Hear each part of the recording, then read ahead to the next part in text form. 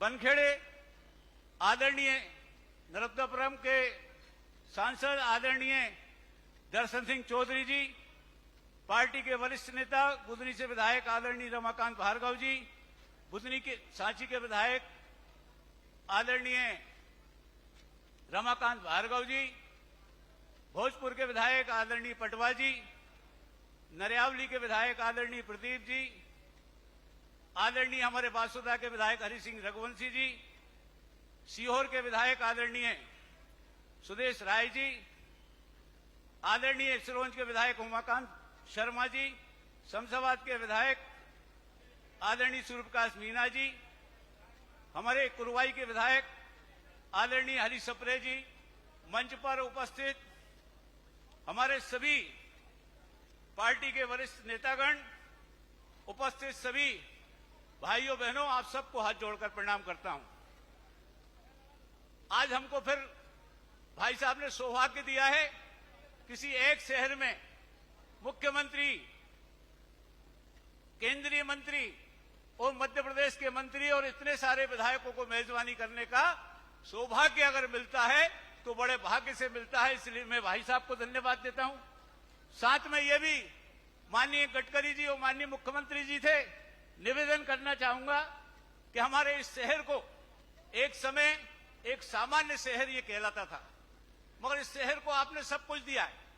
शानदार हमारे यहाँ मेडिकल कॉलेज है, शानदार ऑडिटोरियम है, शानदार हॉस्पिटल है, कंपोजिंग कलेक्टेड भवन है, नई मंडी है, हमारे यहाँ रिंग रोड्स हैं, शानदार जो है मॉडल कॉलेज है, डिग्री कॉलेज है, गर्ल्स कॉलेज का उन्नयन किया है, कुशवाहा ठाकरे खेल परिसर हमने बनाया है। सारे काम, सीवेज हमारे शहर में लगभग सारे जगह हो गई। इसके अलावा हमारे यहाँ पानी की भी बड़ी समस्या जो थी वो भी हल आपने की है। मेरा आपसे निवेदन है कि आदरणीय भाई साहब, आपने सब कर दिया। अब हमारे मुख्यमंत्री जी और माननीय गडकरी जी हमारे बीच में आए हैं। मेरी आपसे प्रार्थना है कि ये जो आपने एक सामान्य शहर से आदर्श शहर इस शहर को बना दिया, इसके लिए पूरी जनता की ओर से मैं कृतज्ञता व्यक्त करता हूं। मगर अभी और भी, अब चूंकि मुख्यमंत्री जी आ गए, अब एक समय था कि सामान्य शहर था, मगर आपकी पहल पर मुख्यमंत्री जी को भी धन्यवाद देता हूं, जिन्होंने मेट्रोपॉलिटन सिटी में हमारे शहर को शामिल कर दिया। अब एक आदर्श शहर के हिसाब से, एक बड़े शहर के हिसाब से और भी जनता को आपके बड़े शहर के हिसाब से सुख सुविधा की आवश्यकता है। पिछली बार आप आए थे और आपने भी विदिशा शहर की कुछ सड़कों की जो है हमने बात रखी थी भाई साहब के सामने। मुझे लगता है कि आपने बहुत कुछ दे दिया, मगर थोड़ा सा और निवेदन है, माननीय मुख्यमंत्री जी से थोड़ा सा निवेदन है कि आप पूरे प्रदेश में सब जगह विकास की गंगा बहा रहे हैं, थोड़ी सी गंगा हमारे यहाँ भी आ जाए, ये मेरा निवेदन है। मैं सभी अतिथियों का बहुत स्वागत करता हूं, वंदन करता हूं। कार्यक्रम लेट हो गया, इसलिए ज्यादा बात नहीं रखते हुए मैं अपनी वाणी को विराम देता हूं। बहुत बहुत धन्यवाद। भारत माता की। धन्यवाद माननीय। और अब मैं सादर निवेदन करती हूं हमारे मध्य प्रदेश के ऊर्जावान लोक निर्माण मंत्री श्री राकेश सिंह जी से कि वे हम सभी को संबोधित करें। जोरदार तालियों के साथ निवेदन करते हैं माननीय मंत्री जी से।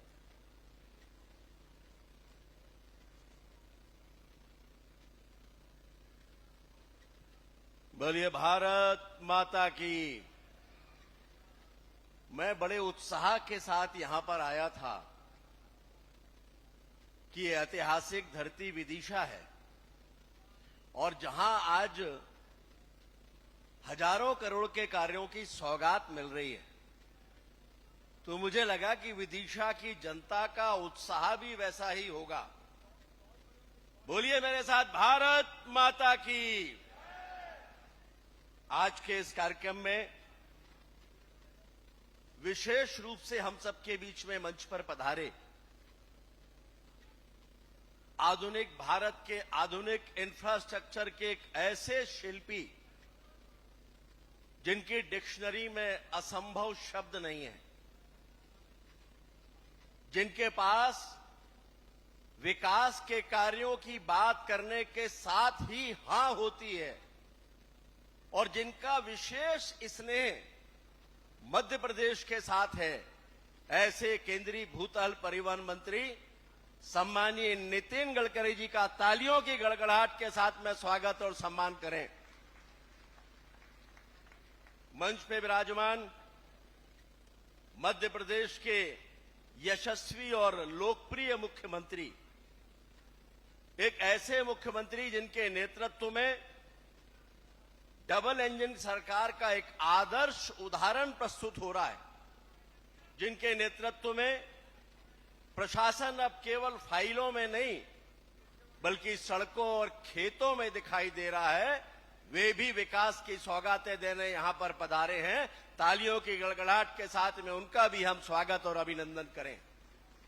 मंच पर विराजमान आपके अपने लाडले न केवल इस क्षेत्र के सांसद, केंद्रीय मंत्री, बल्कि मध्य प्रदेश का 20 वर्षों तक नेतृत्व करने वाले, मध्य प्रदेश को बीमारू राज्य की चुनौतियों से बाहर निकालने वाले सम्मानीय शिवराज सिंह चौहान जी का भी तालियों की गड़गड़ाहट के साथ में स्वागत और सम्मान हम करें।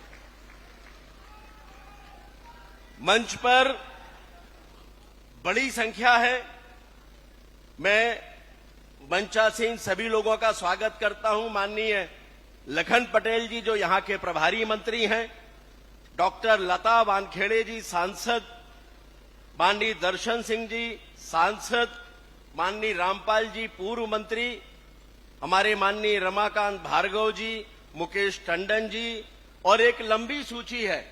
माननीय शिवराज जी ने मुझे कहा कि समय कम है और इसीलिए सम्मानीय मंच कहकर सभी को संबोधित कर दें, तो सम्मानीय मंच, हम सभी इस आधुनिक भारत में होने वाले परिवर्तनों के साक्षी हैं। माननीय प्रधानमंत्री जी कहते हैं कि हमारा आधुनिक इंफ्रास्ट्रक्चर ही मजबूत भारत की वो मजबूत नींव है जिसमें $5 ट्रिलियन की अर्थव्यवस्था का निर्माण हो सकता है।